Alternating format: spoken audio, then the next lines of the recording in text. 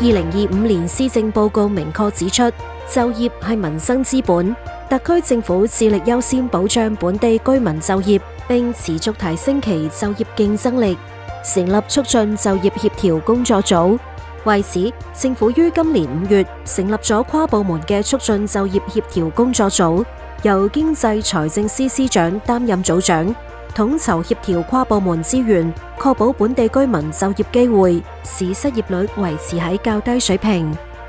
促進就業工作組統籌部署嘅成效，工作組由成立以嚟推動多項措施，包括跨部門協調收集旅遊休閒、金融、建築等行業職位空缺，舉辦多項招聘活動，透過多元配對措施促進居民就業。勞工局於畢業季與不同合作夥伴合辦大型招聘會，包括與教育及青年發展局於今年7月合辦大型青年就業配對會及職前輔導會。勞工局隨後再與社團合辦青年就業博覽會2025及促進就業大型招聘會，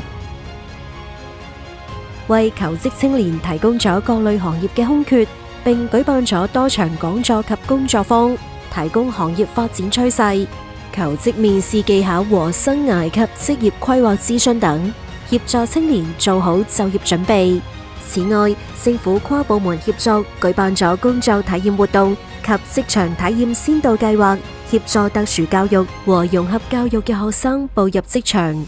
工作組亦透過跨部門合作，先後落實喺競投公共工程及公共服務時必須優先聘用本地僱員嘅指引，以及提出公共部門保安及清潔服務嘅本地僱員比例建議指標，並將持續檢討優化，保障本地人優先就業。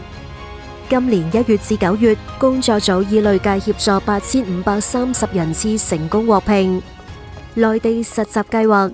為做好人才培育和儲備嘅工作，2025年勞工事務局已推出咗8個赴內地實習或研修計劃，涵蓋文創、影視、金融、文旅、藝術及高新科技。社交媒體嘅渠道啦，了解到勞工局有舉辦呢啲計劃，學習到專業培訓啦，同埋一啲系統學習，同埋係有一啲項目直接嘅參與經驗。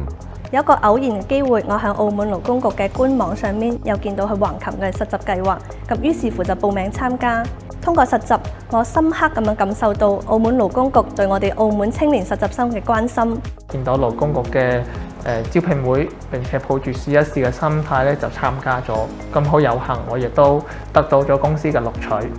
實習地點包括北京、上海、長沙、杭州、廣州、東莞及橫琴合作區，提供崗位超過200個，為澳門產業多元發展儲備所需人才。而經收集歷年參加計劃嘅本澳青年後續就業狀況，結果顯示超過80%參加者現正就業。